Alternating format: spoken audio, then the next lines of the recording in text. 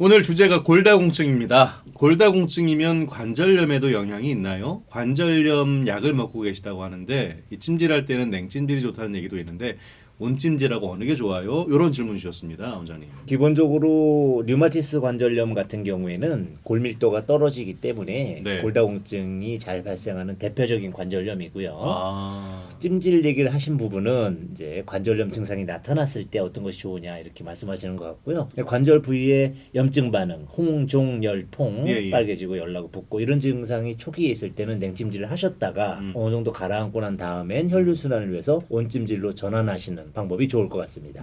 예방법 차원에서 이런 질문 주신 것 같은데 저는 골다공증 진단을 받았는데요. 3년 전부터 골감소증 진단 받았습니다. 50대 중반인데 관리법 부탁드립니다. 평균 골밀도에서 한 10% 미만일 때, 10%에서 20% 사이일 때, 25% 이상일 때 이렇게 세 가지로 나누거든요. 10 내지 25% 사이에 계신다는 뜻이겠죠. 골다공증으로 가기 전이기 때문에 골다공증 예방을 위해서 꾸준히 노력을 하셔서 치료에 집중하시는 것이 좋을 것 같습니다. 예. 발목에 힘이 없어지는 걸 느끼는데 이것도 골다공증 증상인가요? 골다공증은 뼈의 문제라 한다면 예. 발목에 힘이 없는 것은 인대의 문제입니다. 물론 서로 연동을 하게 되죠. 왜냐하면 운동을 많이 해서 뼈에 중력의 영향을 많이 줄수록 뼈가 튼튼해지고 골밀도가 올라가는데 예, 물론. 인대가 약하면 운동을 못함으로써 골다공증이 생길 수는 있지만 인대의 문제는 쿠션 같은 역할을 하는 인대이기 때문에 네네. 까치발 뜨는 자세라든지 네네. 네, 종아리 근육 운동이라든지 예. 계단에서 발목을 쓰는 운동 등을 통해서 꾸준히 단련시켜주면 발목의 힘도 증가하시게 됩니다. 보통 골다공증 치료는 어떻게 합니까? 한방적인 이제 치료법을 설명을 드리면 기본적으로 골다공증은 이제 원발성이냐 속발성이냐 이렇게 좀 어렵게 얘기를 하죠. 원발성이란 뜻은 태생적으로 여성이 이제 폐경이 와서 오느냐 노화를 통해서 오느냐 이런 자연스러운 발생 원인이라면 예. 뼈를 튼튼하게 해주고 노화를 방지해주는 약을 통해서 치료하고요. 이제 속발성으로 온다는 뜻은 다른 질환을 통해서 오는 거거든요. 그래서 갑상선 기능 항진증으로 온다면 갑상선 치료를 한 방으로 이제 치료가 되고요. 뭐 이제 비타민 D가 부족하다든지 하는 경우에는 식단을 잘 짜서 조절을 해드립니다. 무엇보다 예방이 중요할 것 같아요. 예방법 정리해 주신다면요. 예방에서 가장 중요한 부분은 이해가 먼저 되신다면 좋을 것 같습니다. 예. 많이 내보내지 않고 많이 흡수하면 되겠죠. 칼슘을. 그러네요. 칼슘을. 칼슘은 아시겠지만 소화가 잘 안 되고요. 칼슘이 뼈로도 잘 안 갑니다. 칼슘 영양제가 대부분 소화가 안 돼서 드시기 불편해 하십니다.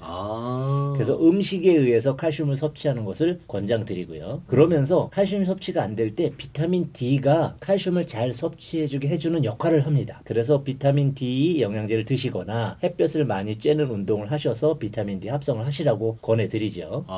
그럼 예방이 되겠죠. 그 다음 또 그렇게 했는데도 불구하고 칼슘이 뼈에 안 들어갑니다. 비타민 D를 공급했는데도 잘 안 되는 경우는 뼈에 충격을 줘서 뼈가 칼슘을 필요로 하게 만들어줘야 되거든요. 그럼 어떻게 충격을 줍니까? 운동입니다. 그래서 이제 체중이 너무 안 나가시는 분은 오히려 체중을 좀 늘리시게끔 권장을 합니다. 고칼로리식을 드시라고 하는 거죠. 체중을 좀 늘리고 중력 운동을 많이 하시고 그 정도의 운동이라 하면 스쿼트라든지 런지라든지 데드리프트 같은 하중 운동, 무게를 드는 것을 권장드리는 것이고요. 물론 이제 골다공증 환자 같은 경우에는 걷기부터 시작을 하셔야 되긴 하지만 하중 있는 운동 등을 통해서 예방을 할 수가 있습니다. 그 요즘에 상대적으로 젊은 층에서도 골다공증이 발생한다고 그러던데 이유가 뭘까요? 그것이 가장 큰 문제 중에 하나인데요. 네. 뼈는 성장은 대략 20세 전후에서 멈추지만 네. 뼈의 밀도는 30살까지 꾸준히 증가하게 됩니다. 그 충족된 밀도를 가지고 노년까지 사용을 해야 되는데 예. 그 10대, 20대의 시기에 과도한 다이어트를 하면서 하중이 감소하고 영양 공급이 안 되고 칼슘이 부족해지면서 네.